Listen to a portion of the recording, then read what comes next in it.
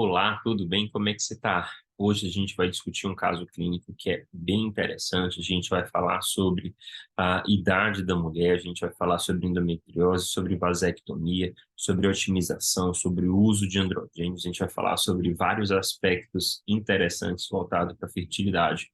E eu quero contar para você, no final, sobre o desfecho desse caso clínico.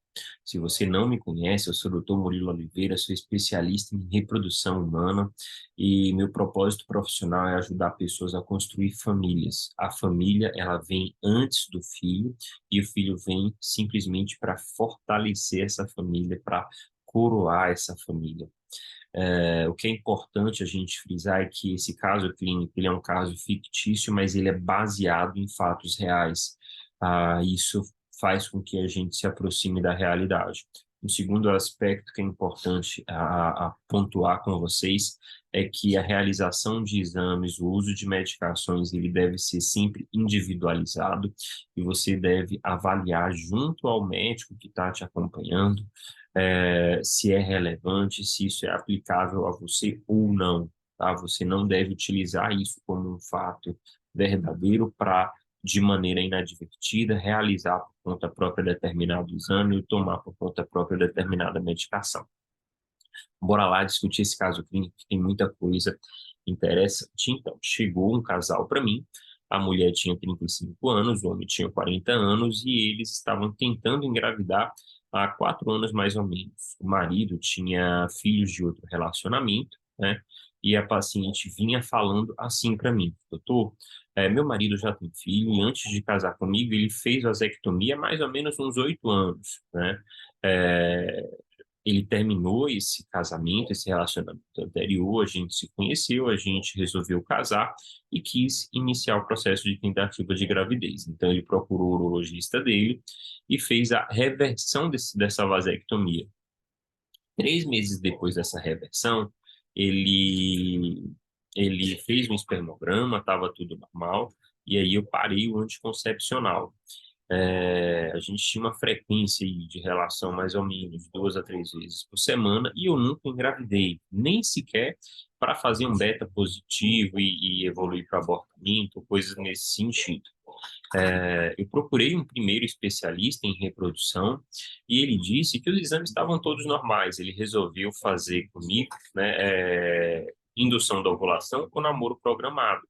Então, eu fiz 6 ciclos de indução, tomei uma medicação à base de letrozol, e mesmo depois desses 6 ciclos de indução da ovulação, a gravidez não veio, não deu certo, né?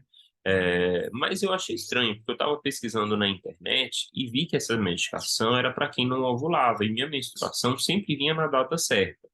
Como eu estava insegura, eu resolvi procurar uma segunda opinião. Esse outro médico que me avaliou, é, ele viu que eu tinha cólicas no período menstrual, né? Ele valorizou essa queixa de cólica que eu tinha que tomar remédio toda a menstruação, é, e aí pediu um exame para investigar endometriose, e foi aí que a gente descobriu endometriose, né? E aí, como ela estava já num estágio um pouco avançado, ele falou que eu precisava fazer a cirurgia, e depois da cirurgia a gente ia fazer a FIV, né? A cirurgia, eu até concordei, porque eu sentia muita dor, precisava tomar muito remédio, eu só não ia na emergência porque eu sou bem resistente para dor, viu, doutor? Mas é, eu não fiquei muito seguro em ter que fazer FIV, né?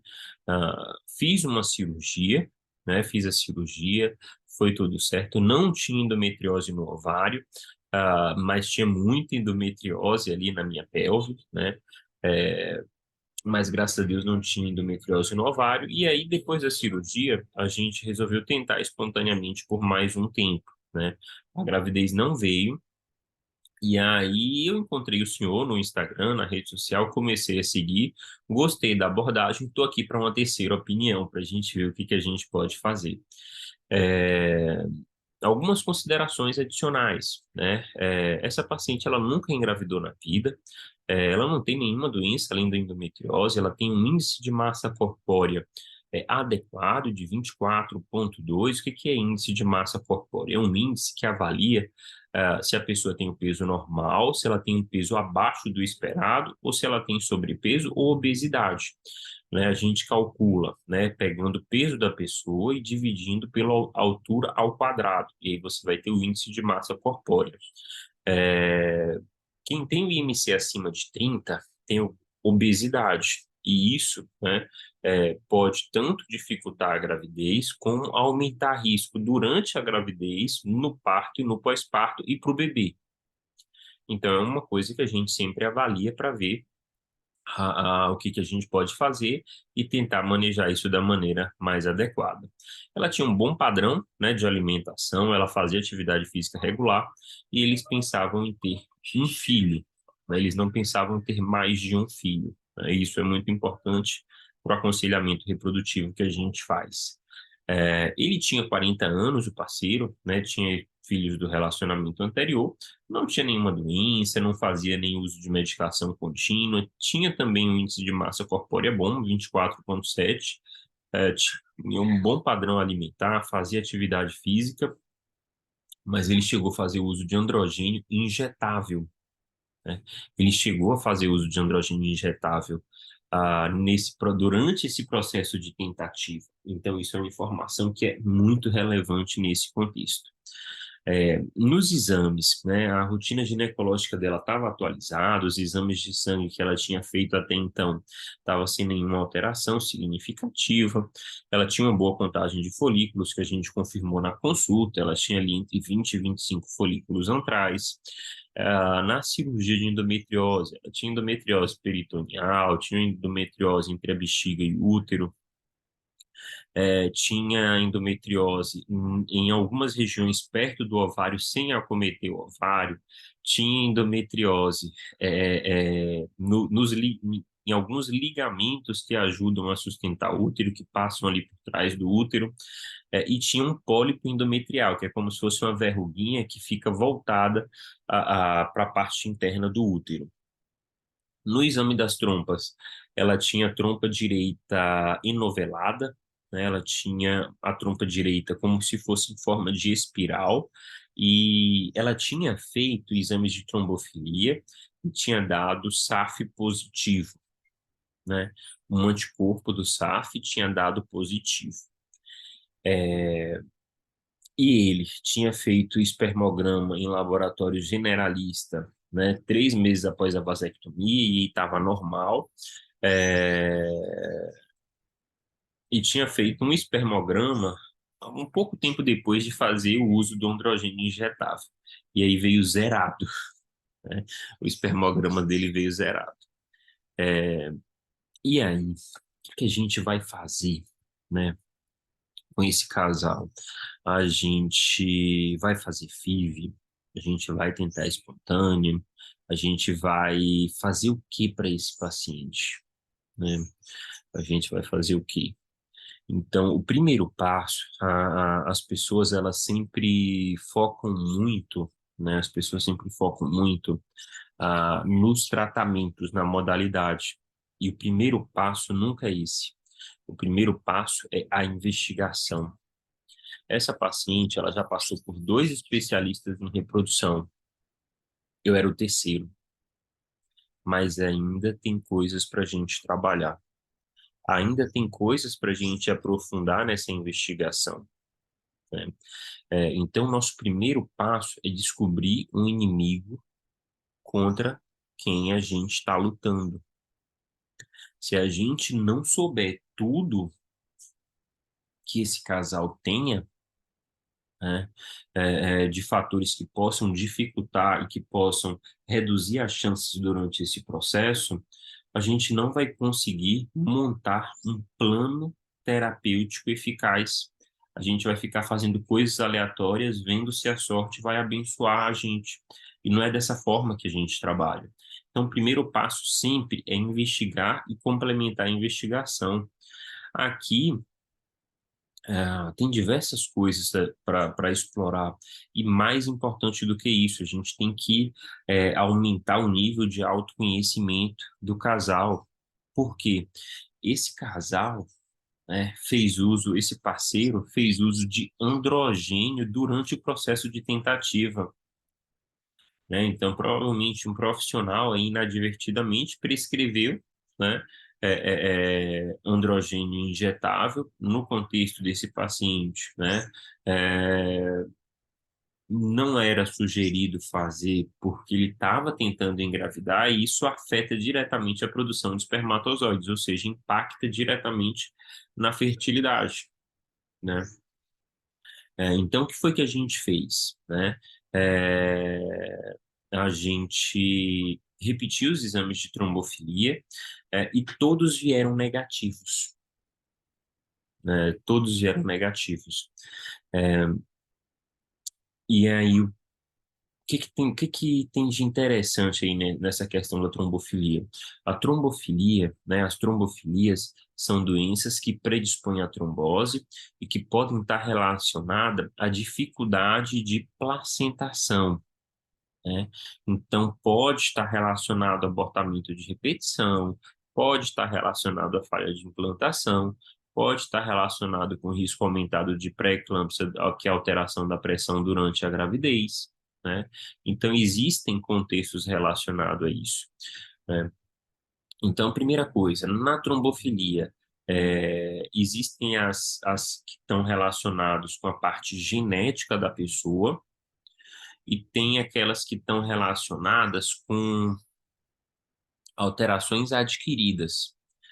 Sempre quando a gente vai dosar anticorpos, né, ele pode sofrer influência de outros contextos. Por exemplo, é, se você está gripada, seu organismo está produzindo anticorpo contra aquele determinado vírus, daquela virose que você está. Às vezes, a máquina que vai ler o anticorpo da trombofilia se confunde e lê esses anticorpos que estão aumentados por conta de uma gripe como se fosse o anticorpo da trombofilia. É o que a gente chama de um falso positivo do teste. É por isso que a gente tem que repetir o exame em alguns contextos 3 meses depois, para saber se é um falso positivo ou não. Essa paciente, né, ela nunca engravidou antes, né? Ela não tinha nenhum histórico de trombose, nem pessoal, nem na família. Então, ela não tinha o critério, por exemplo, para a SAF, que é a síndrome do anticorpo antifosfolípide, né? Mas muitos profissionais teriam feito, né, um tratamento para essa paciente, simplesmente pelo exame. E aí eu gosto de lembrar que nenhum paciente é um exame, né? Nenhum paciente é uma folha de papel com alguns rabiscos, né? Cada paciente é individual e a gente tem que olhar de maneira global. Às vezes a gente foca mais no problema, mas se você não tem estabelecido uma trombofilia e você tratar e você anticoagular essa pessoa durante toda a gravidez, isso tem riscos, tanto para o paciente como para o bebê. Então não é só, eu vou ali tomar um remédio para tratar uma... Não, você ser anticoagulada é algo que confere um risco importante e que pode ser significativo, tanto para você como para o bebê. Então, é uma coisa que a gente tem que individualizar sempre. A gente complementou alguns exames de sangue, alguma solicitação de vitaminas, avaliação de dosagens hormonais, né? Tireoide, o eixo hormonal, viu tudo direitinho, fez os ajustes necessários, corrigiu o déficit vitamínico, né? E fez a suplementação adequada para essa paciente. O parceiro, a gente fez uma avaliação dos espermatozoides de maneira mais aprofundada, né? A gente aprofundou a avaliação dos espermatozoides. Por quê? Né? Primeira coisa, geralmente, o laboratório generalista ele tem uma taxa de divergência de resultados nesse exame, pelo método que eles utilizam, com o que acontece na realidade, né? Então, a gente usa com frequência laboratórios generalistas, mas a gente tem o bom senso de saber o tipo de exame e a margem de erro que tem. Então, existem algumas avaliações adicionais que geralmente clínicas de reprodução humana avaliam, que são extremamente importantes, né? São extremamente importantes para dar o diagnóstico do fator masculino. Você lembra que eu falei que ele tinha feito um espermograma em laboratório generalista, e depois a vasectomia deu normal, depois veio zerado? Depois, passou-se um tempo, né? Ele fez uso de uma medicação para recuperar a estimulação do testículo e ele voltou a produzir pelo espermograma do laboratório generalista de maneira normal, né? Como é que acontece a gravidez? Só para você entender um pouquinho mais essa questão do espermograma. O óvulo, ele é grande e ele tem uma casca externa, né? O espermatozoide é pequenininho e frágil. Então, o espermatozoide vem, bate no óvulo, desgasta um pouquinho essa casca externa e morre. E quando eu fiquei sabendo disso, foi quase um balde de água fria, porque me falaram no passado que a gente começou a vida ganhando uma corrida. E quando eu tive esse conhecimento, né, eu fiquei sabendo que, na verdade, a gente não começou a vida ganhando uma corrida, tiraram de mim, né, o meu único troféu de atletismo que eu tinha, né? Por quê? O espermatozoide é pequeno e frágil, ele bate lá, desgasta um pouquinho e morre, vem outro, bate, desgasta e morre, e os espermatozoides vão bombardeando esse óvulo, né? Até que a camada externa, essa casca externa estava desgastada, e aí a gente foi lá, penetrou no óvulo, e o óvulo não deixa mais ninguém entrar, né? Então a gente foi o mais inteligente. Para mim é melhor, né? Ser mais inteligente do que ser o mais rápido. Mas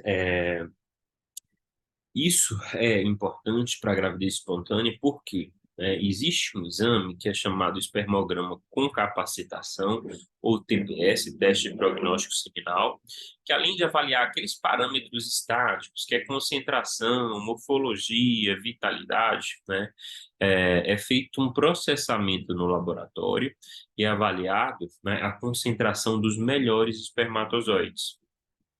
Além disso, é avaliado a sobrevida desses espermatozoides em alguns exames, né, em 24 horas. Qual seria a ideia disso? Avaliar os espermatozoides que têm um potencial maior de chegar até o óvulo através da trompa e que têm um potencial maior de ficar vivo para dar tempo de desgastar essa camada externa e um deles penetrar, né?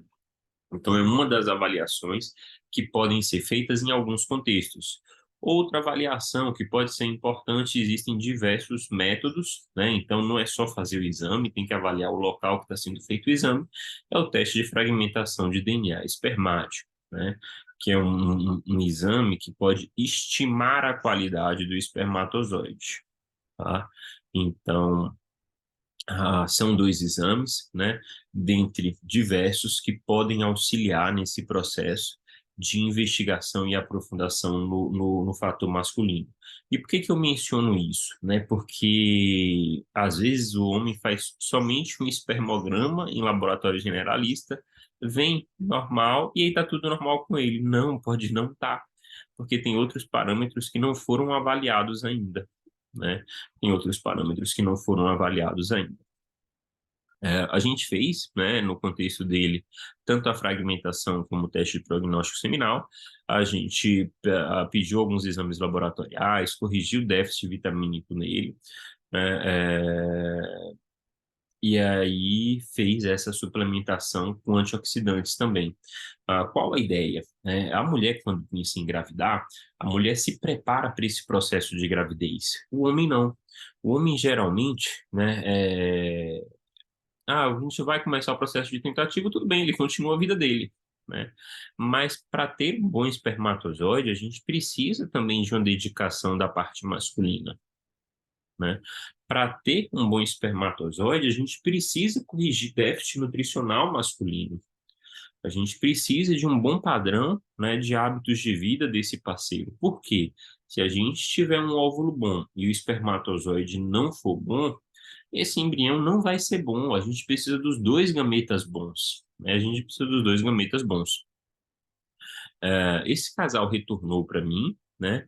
E a gente viu no TPS que tinha uma alteração, né? Ele tinha um recuperado, né? Ou seja, Os parâmetros estáticos, concentração,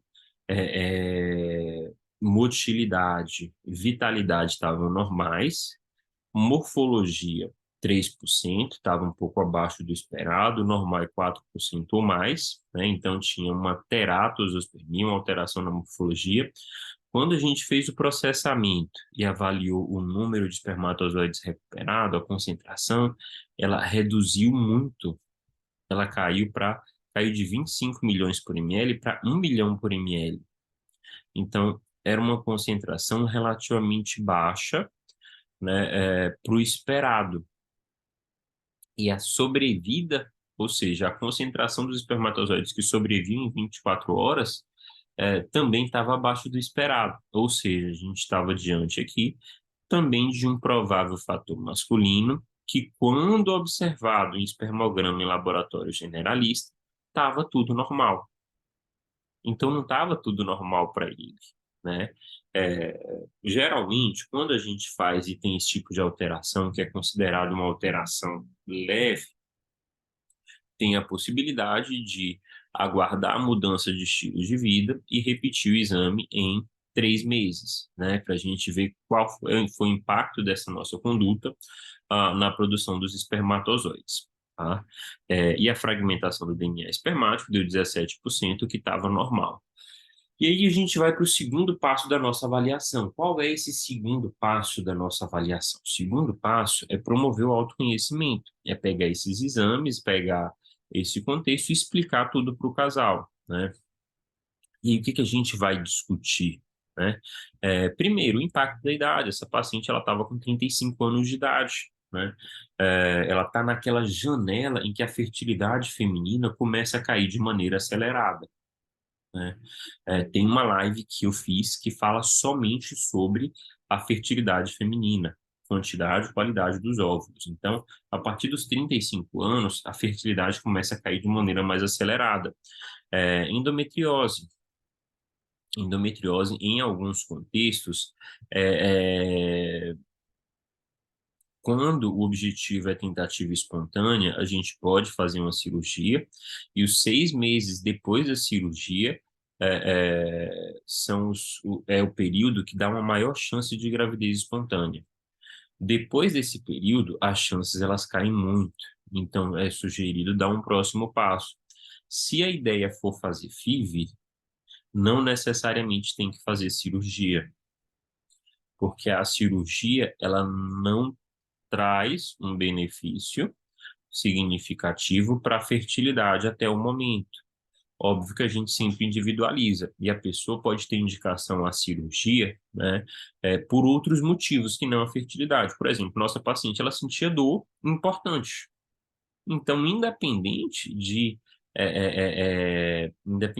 fazer a FIV, ela tinha uma indicação para cirurgia, né?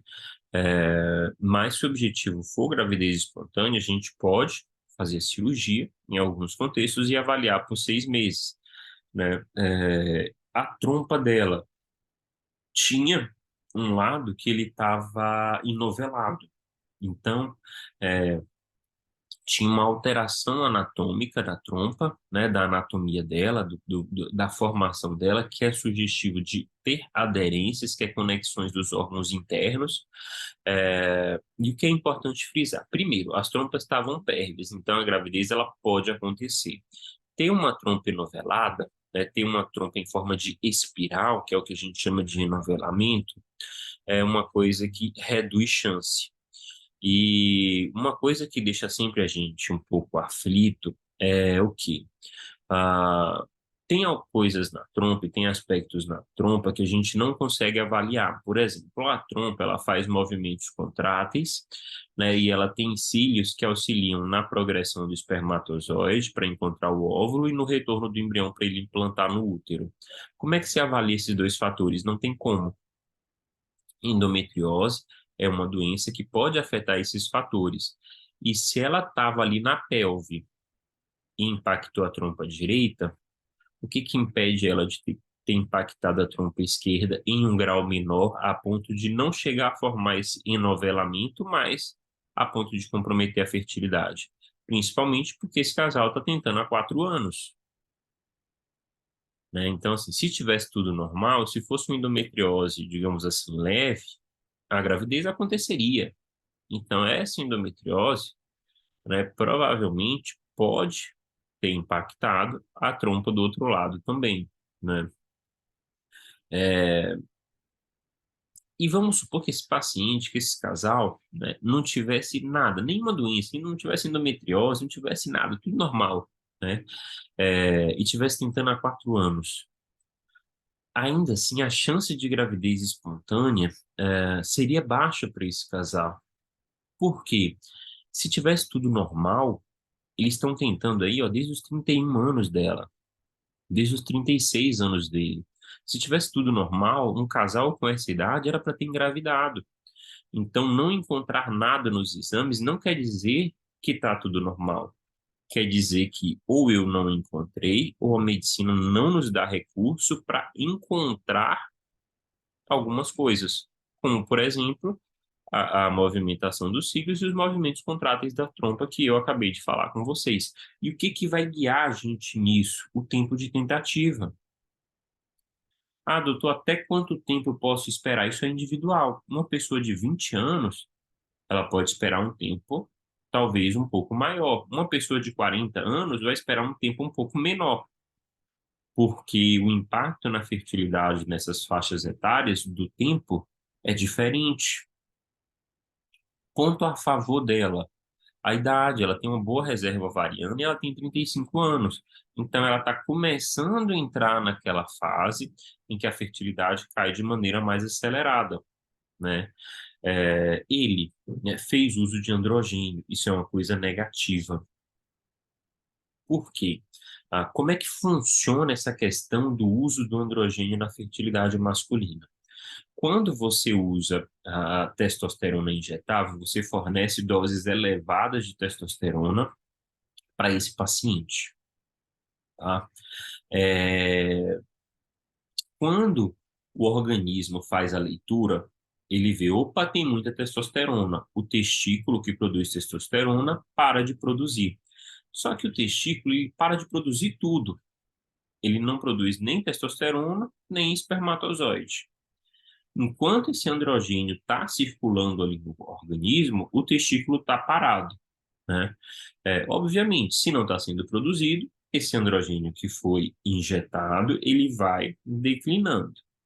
Quando ele chega em níveis baixos, o organismo entende que está faltando, e aí começa a estimular o testículo a produzir novamente.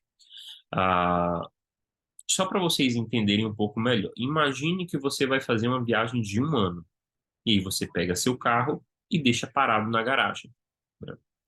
Quando você voltar 1 ano depois, você vai lá no carro e vai bater a chave, vai ligar o carro. Tem três possibilidades. O carro pode ligar normal e funcionar normalmente. O carro pode ligar e ficar com alguma zoada estranha. Ou o carro pode não ligar. É assim que pode acontecer com o testículo. O testículo pode voltar a produzir espermatozoide e testosterona normalmente, como se nada tivesse acontecido. Ele pode voltar a produzir, né, de maneira parcial ou com uma qualidade modificada, ou ele pode parar de produzir tudo. A parte da testosterona, tudo bem, né? Se ele parar de produzir, você vai ficar fazendo reposição de testosterona a vida toda. Espermatozoide, aí que está o problema. A grande maioria das vezes a gente não consegue produzir novos espermatozoides. E aí, esse homem pode ficar condenado a ter que recorrer a um banco de sêmen, ou seja, o filho vai ser dele, vai estar o nome dele no registro, mas a genética não vai ser dele. Doutor, o senhor é contra ou é a favor do uso de androgênios? Não estou aqui nem para falar se eu sou contra ou a favor. Eu acho que as pessoas são adultas, eu acho que as pessoas podem escolher o caminho, eu só acho que tem que ser esclarecida essa possibilidade para ela. E se ainda assim o homem decide utilizar androgênio, eu sugiro congelar espermatozoide antes, que é um procedimento simples, né? E que caso você pare de produzir espermatozoide, você pode recorrer aos espermatozoides que você congelou antes, né? É o que eu sugiro. Mas cada pessoa escolhe o caminho que vai ser trilhado por si, né?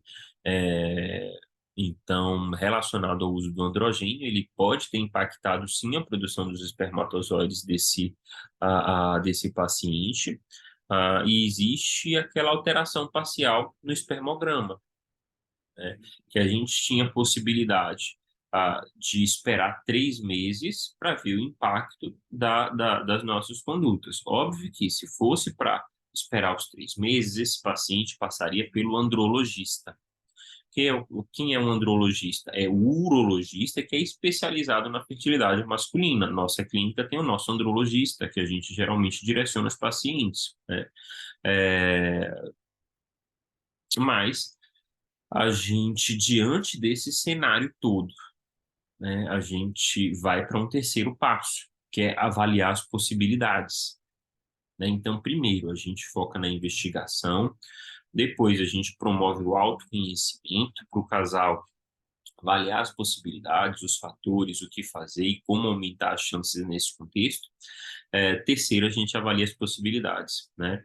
É, primeiro, esse casal poderia tentar espontaneamente, eles poderiam fazer uma FIV, né?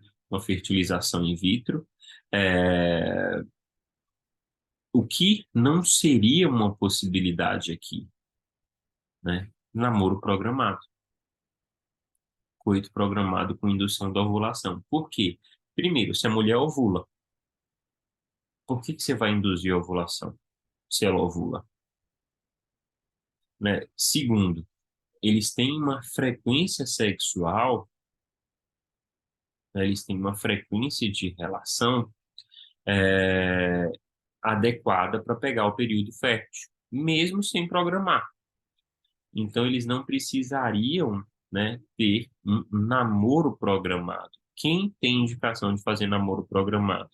Ou a mulher quando não ovula, ou o casal que tem uma baixa frequência sexual e a gente precisa pegar essa relação deles e direcionar no período fértil.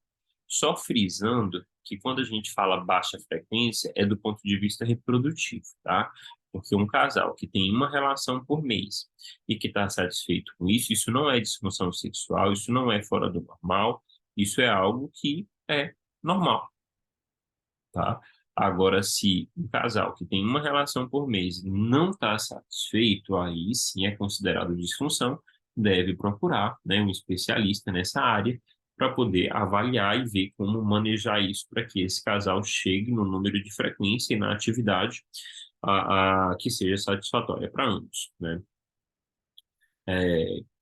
Relacionado à tentativa espontânea, né? O que que eu sempre foco nos casais? Ah, tem margem para melhora? Sim. Qual o tempo que a gente precisa? Esse tempo ele vai impactar negativamente na fertilidade do casal? Sim ou não, né? E o desejo do casal? O que que é mais importante para o casal? Tempo de tentativa é importante. Esse casal, por exemplo, né, apesar de todos os pesares, é um casal que já veio, né, de suplementações, de acompanhamento com nutricionista, eles têm bons hábitos. Então, a margem que a gente tem para melhora não é uma margem muito significativa. Então, para a gravidez espontânea, já tinha feito, inclusive, cirurgia para endometriose, né? Então, para a gravidez espontânea, a gente não tinha muita margem para melhora aqui, né?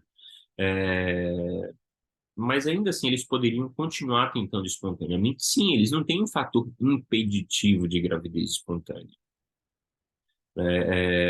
Mas a gente sabe que eles têm chance baixa, né, pelos fatores que eles têm, pelos tempos de tentativa, sem filhos, né? Ter chance baixa quer dizer que não vai ter? Não, só quer dizer que é mais difícil. E se você tem chance baixa, significa que você pode passar a vida toda tentando e não conseguir, né? Nem todo mundo consegue um milagre, né? Então, é isso que a gente tem que ter em mente. O que que é mais importante para você? É a maneira que você vai conseguir ou ter o seu filho? Eu tenho isso muito claro para mim. O mais importante é o meu filho, a minha filha. Mas tem pessoas que falam, não, para mim a maneira que eu vou ter é mais importante. No sentido de eu prefiro tentar espontaneamente e correr o risco de não ter. Ponto, e tá tudo bem, tá tudo certo. A gente não é obrigado a fazer tratamento, né? Mas a gente tem que colocar na balança, né? A gente tem que colocar na balança. Então, assim, discutindo, né, com o casal, eles acabaram optando por fazer a FIV, a fertilização in vitro. É, e a FIV é simplesmente mais um recurso que a gente tem para aumentar as chances de gravidez, é só isso. Então, por exemplo, quando você usa um suplemento, você está utilizando um tratamento, está fazendo um tratamento para aumentar a chance, para tentar aumentar a chance de gravidez. Quando você faz namoro programado, para quem tem indicação, o que você está fazendo? Você está utilizando um recurso para aumentar a chance de gravidez. Quando você faz a fertilização in vitro, que é formar o embrião no laboratório e transferir no útero, para o útero, você está utilizando um recurso para aumentar a chance de gravidez.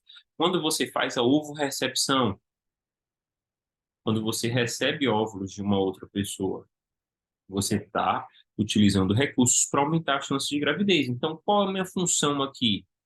Tentar encontrar fatores que reduzem chance para eu saber quais são os recursos que eu devo utilizar para aumentar a chance de cada paciente. É só isso. Se vai ser suplementação, se vai ser namoro programado, se vai ser inseminação intrauterina, se vai ser FIV, se vai ser ovorecepção, isso é um segundo passo. Que sem o primeiro, que é a investigação, e sem o segundo, que é o autoconhecimento, eu não tenho como chegar lá. Não tem como. Porque além da indicação médica, existe o desejo individual de cada um. É como eu falei, a gente tem sempre que colocar na balança. Tem paciente que fala assim, ó, doutor, pelos meus princípios, ou vai vir espontâneo, ou a gente não vai ter. Eu vou colocar, se a pessoa contrapara e fala, não, você vai ter que fazer. Não, você não tem que fazer, não, né? Para você é mais importante, né, os seus princípios do que o filho? Sim. Então siga seus princípios. É sempre assim, né? Você faz, né, o que de acordo com seus valores e seus princípios, né, tem um impacto maior. É só isso. É só isso. No caso do nosso casal, eles optaram por fazer a FIV, a fertilização in vitro. A gente fez uma otimização direcionada para a FIV, para tentar a melhoria dos espermatozoides, para reduzir o impacto da endometriose.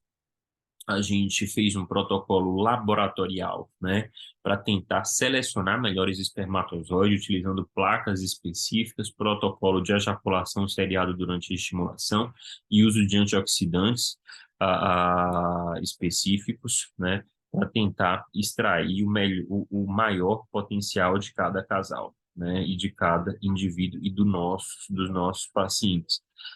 Qual a ideia disso? Às vezes a pessoa, quando fala assim, eu vou fazer uma FIV, acha que a FIV é a solução. Não, a FIV é um recurso para aumentar a chance.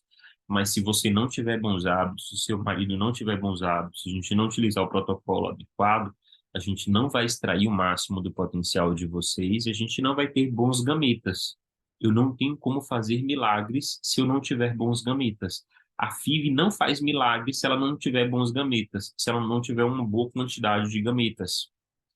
Então, até para a FIV, a gente tem que extrair sempre o máximo do potencial de cada um, porque senão vai ser um investimento, digamos assim, jogado fora, ou com uma chance relativamente grande de não obter êxito, né?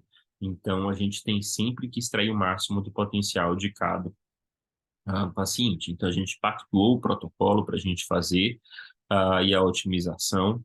Ah, a nossa paciente tinha uma boa reserva ovariana, então pacientes que têm boa reserva ovariana, têm uma boa contagem de folículos, a gente tem duas vertentes. Por quê? Né?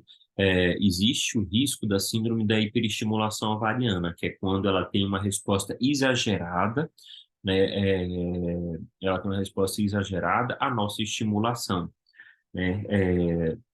Então, assim, Se a paciente pensa em transferir no mesmo ciclo, transferir a fresco, a gente usa uma estimulação mais leve.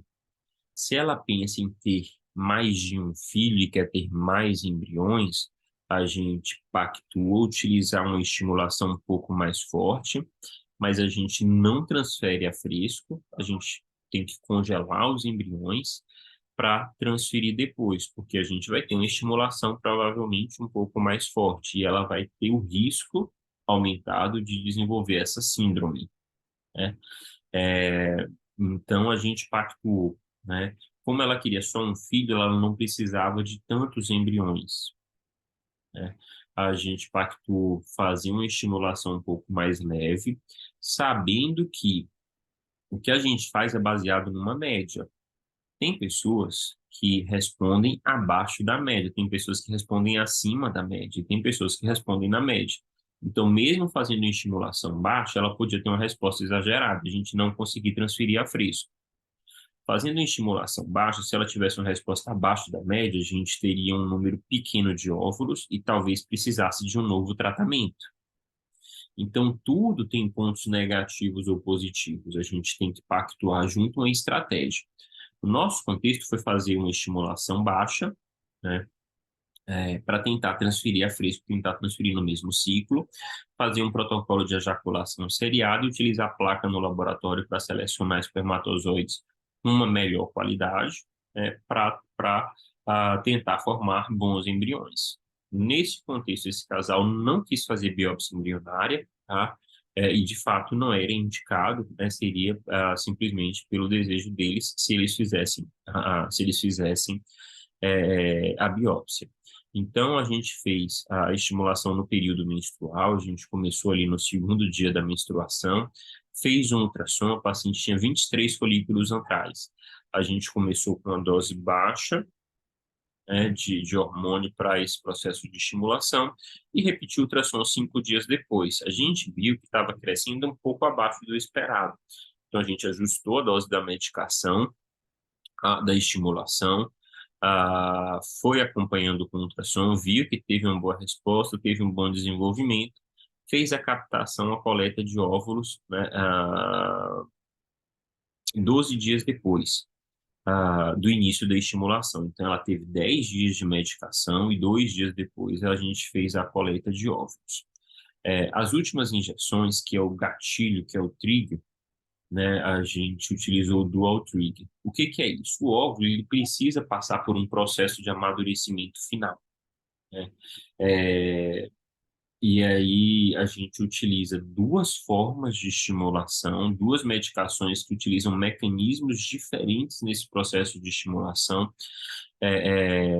e maturação final, para que a gente tenha uma maior eficiência nesse processo de maturação. Em outras palavras, quando a gente coleta os óvulos, a gente quer que venha o maior número de óvulos maduros, que são os óvulos viáveis, possíveis, né? Que são os óvulos viáveis. Então, a gente utilizou um dual trigger nela, né? A gente captou 10 óvulos, que foi um número dentro do esperado. Desses 10 óvulos, a gente teve 9 maduros. A gente juntou com o espermatozoide e no dia seguinte a gente viu quantos fertilizaram.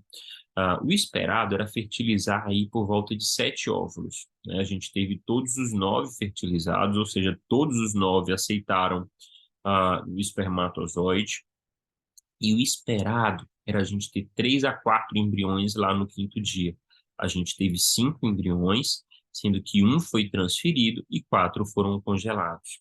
A gente utilizou medicações à base de progesterona, estrogênio e uma medicação injetável como um suporte da fase lútea, que é a fase pós-ovulação, ou seja, um suporte adicional à produção hormonal da mulher para a gravidez, e isso maximiza as chances de gravidez.